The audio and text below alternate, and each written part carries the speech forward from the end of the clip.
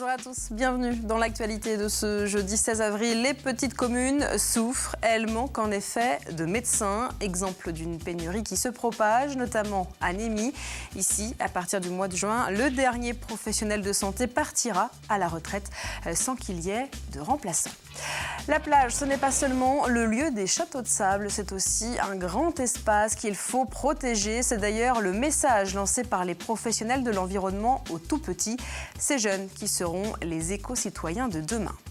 Enfin, les plus grands, quant à eux, découvrent l'univers de la BD. Ils apprennent donc à dessiner, mais sans s'en rendre compte, ils retrouvent également le monde de la littérature.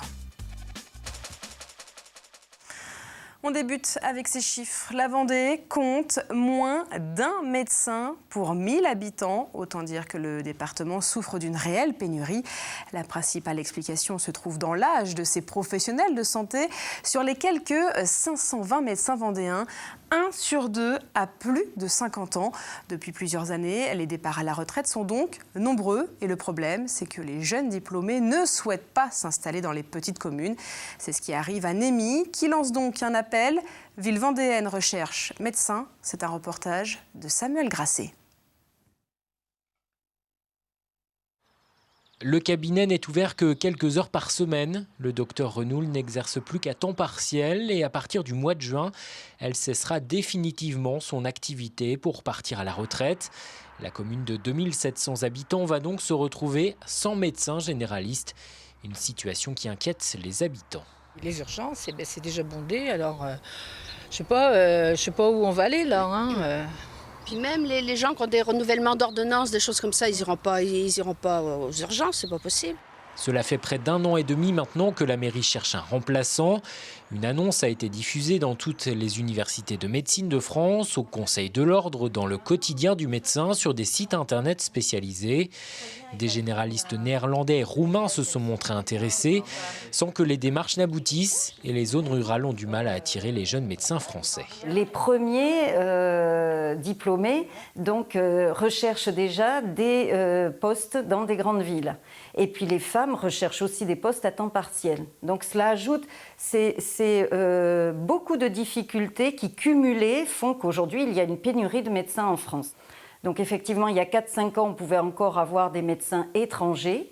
Aujourd'hui, c'est de plus en plus difficile parce que ces médecins souhaitent moins venir en France du fait de la lourdeur administrative.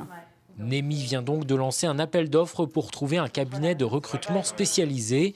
Il sera chargé d'aller rechercher les candidats potentiels. La commune veut y croire, elle joue sur la proximité de Nantes, du littoral, sur l'organisation de gardes regroupées le soir et le week-end avec 8 autres médecins des alentours, mais aussi sur la présence à Némy de plusieurs spécialistes. Nous avons un cabinet dentaire et puis la pharmacie, mais il nous manque le médecin. Bon, aujourd'hui, les gens vont à l'extérieur, ils vont à Aubigny, à Nieul, un peu partout, reviennent faire leurs achats à la pharmacie, mais c'est vrai que ça peut aussi faire diminuer et faire disparaître la pharmacie, quoi. Car sans médecin généraliste, la pharmacie s'inquiète de l'offre de soins pour les habitants et craint de voir partir une partie de sa clientèle. L'officine fait travailler 5 personnes. À Longeville-sur-Mer, en revanche, la commune compte encore des professionnels de santé, notamment des infirmières. Elles viennent d'ailleurs d'être rassemblées sur un seul et même site, juste à côté des médecins. Le centre accueille désormais 2 infirmières libérales et des infirmières de la DMR. La remise des clés s'est déroulée lundi. Vous le voyez sur ces images d'Anne-Lise Vinet. Le site répondra à une réelle demande sur la commune, comme le souligne l'adjointe aux affaires sociales. C'est une commune très attractive. Donc les gens ils viennent d'abord en vacances, ils achètent une résidence secondaire qui devient définitive à l'âge de la retraite et donc la population est vieillissante. Donc effectivement un service de soins c'est utile. En plus en saison la population de Longeville on va dire décuple. Donc il y a quand même beaucoup de besoins. Au chapitre politique maintenant, on va parler de l'A831 et surtout de la campagne d'affichage lancée par le Conseil général. Cette campagne qui interpelle directement le Premier ministre provoque des réactions à gauche. Le groupe Europe Écologie Les Verts du Conseil régional dénonce, je cite, l'usage de fonds publics pour la promotion d'un grand projet inutile. Dans un communiqué, la socialiste Sylviane Bulteau y voit quant à elle une campagne de la droite vendéenne contre le gouvernement. Elle pointe également du doigt l'utilisation de l'argent public. Elle estime que cette campagne s'inscrit dans l'optique des élections régionales de décembre pour lesquelles le Vendéen Bruno Retailleau a annoncé sa candidature. En conséquence, la députée et conseillère départementale annonce avoir saisi le préfet de la région ainsi que le président de la Commission nationale des comptes de campagne qui contrôle donc les comptes des candidats aux élections.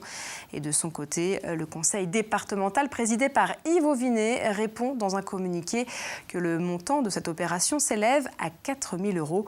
C'est un coût dérisoire par rapport au coût économique et humain que susciterait l'abandon du projet, peut-on lire dans ce communiqué. On revient un instant sur le concours des fiefs vendéens. Il s'est déroulé la semaine dernière et sur les 4 catégories, 3 ont été remportés par le même producteur. Il s'agit de Fabien Muraille, installé à la Couture, près de Mareuil-sur-Lay. L'occasion pour nous d'aller à la rencontre de ce passionné qui a su faire du site familial une institution. Pierre Dalicieux l'a retrouvé au milieu des vignes, évidemment. Fabien Muraille est vigneron et depuis quelque temps, il s'est lancé un défi, réintroduire des vignes dans le château d'un ami à l'endroit même où d'autres plus anciennes ont disparu dans les années 90. 1,5 hectare a donc été replanté. La première récolte, c'est en septembre prochain, une récolte très attendue. Forcément, c'est une prise de risque. J'aurais pu rester tranquille sur mon domaine. Et voilà, j'avais idée de réintroduire ce vignoble. Donc effectivement, c'est par passion. En tant que vigneron aussi, c'était pour compléter ma gamme. Mais le gros de la récolte se passe ici, sur les 18 hectares de vignes que compte l'exploitation, reprise en 2000 à son père. Aujourd'hui, Fabien commercialise 110 000 bouteilles chaque année, quand ses parents en produisaient 10 000. Fabien a donc réussi son pari, mais reste très humble. C'était l'objectif, effectivement, quand je me suis installé, mais je ne pensais pas que ça irait si vite, et c'est une grande satisfaction. Alors après, au jour d'aujourd'hui, rien n'est acquis. Rien n'est acquis. Voilà, il faut continuer de travailler dans cette lignée, parce que tous les millésimes sont différents et il faut se remettre en question tous les ans. Le Clos des Chaumes, c'est donc une histoire de famille qui se poursuit encore aujourd'hui. Ici, avec sa femme, le couple s'occupe ce matin de préparer les commandes.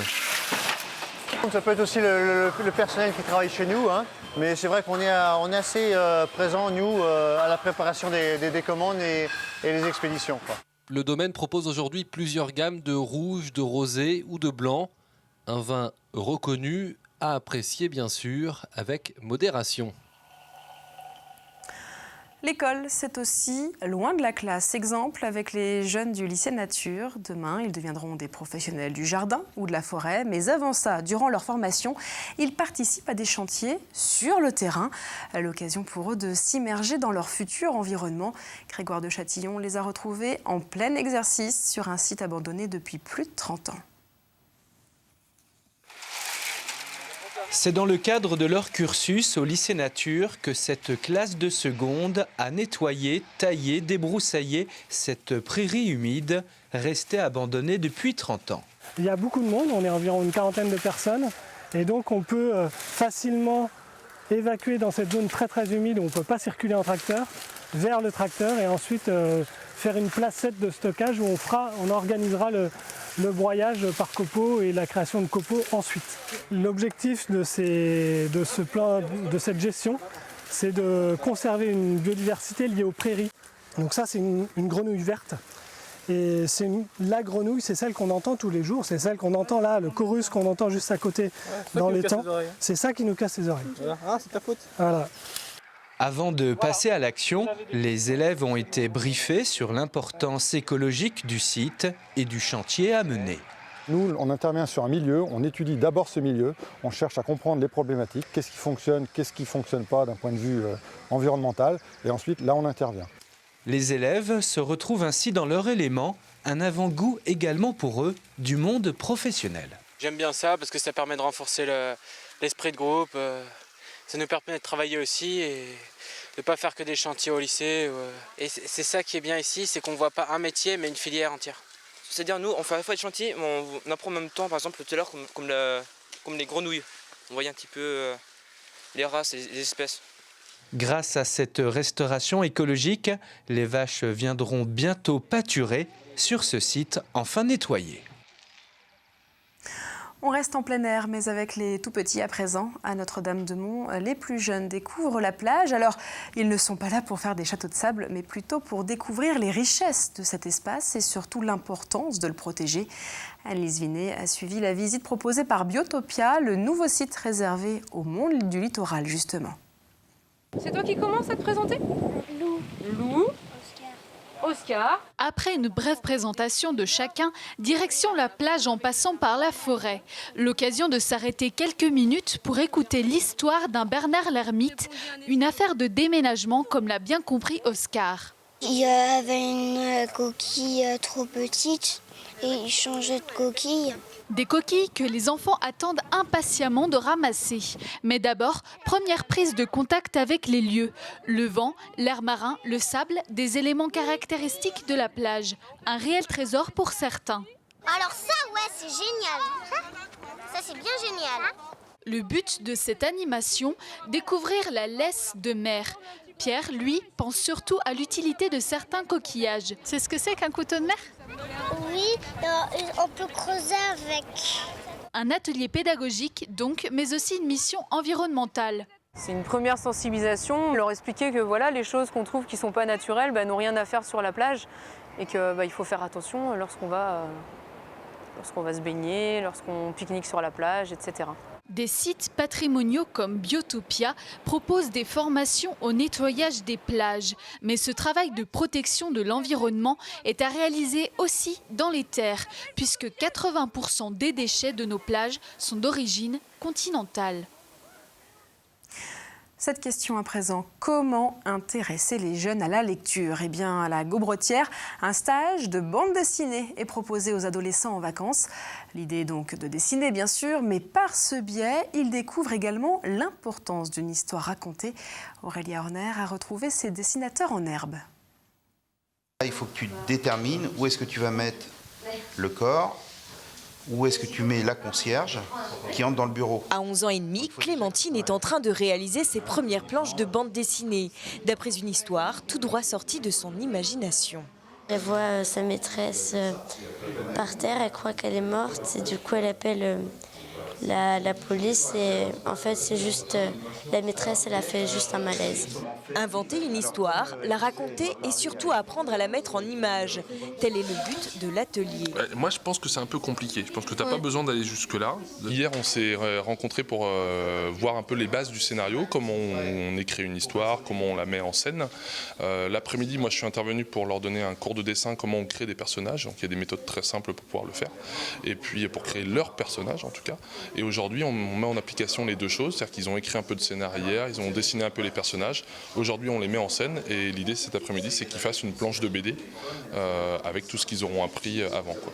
Un atelier sur 2 jours pour des adolescents passionnés de dessin et surtout d'histoire. Et ça tombe bien. On a besoin du scénario pour avoir une histoire à raconter et pour que l'histoire fascine, il faut aussi des dessins puisqu'on est donc sur le support de la bande dessinée. Donc on est là pour raconter des histoires. C'est pas que illustratif, le dessin apporte aussi quelque chose, une résonance en termes de mise en scène, en termes d'émotion. Et des histoires, il y en a de toutes sortes. C'est l'histoire d'un scientifique, quelqu'un qui a été choisi pour cette mission et devait rapporter des substances extraterrestres sur Terre. C'est l'histoire d'un homme, sa mère est mourante et du coup il va demander à un ange de lui donner son sang pour guérir sa mère. Ce matin, c'est donc réalisation du rough, c'est-à-dire du brouillon de la planche, afin de mettre en place tous les éléments qui constitueront la BD. Et puis après, il faudra que tu fasses une recherche de personnage pour trouver un peu son costume. Enfin, si le mec il touche très très fort, il a peut-être un costume particulier, quoi. À l'initiative du conseil départemental, ce stage entièrement gratuit a eu lieu dans le cadre de l'exposition Fantaisie, Contes et légendes, qui se tient à la Vendéthèque de la Gaubretière jusqu'au 25 avril. Une manière de ramener les jeunes dans les bibliothèques. Et avant de refermer ce journal, un point sur le temps prévu pour demain. Et ce vendredi ressemblera finalement plus à un mois d'avril, même si nous nous étions très bien habitués au soleil du début de semaine. Les nuages seront donc présents dès le début de la journée et au fil des heures, ce sont même les averses qui sont attendues. Et il ne fera pas plus de 17 degrés. Dans un instant, Armelle Pavageau vous détaille les prévisions de ce 17 avril. C'est la fin de ce journal. Merci à vous de nous avoir suivis. On se retrouve évidemment demain.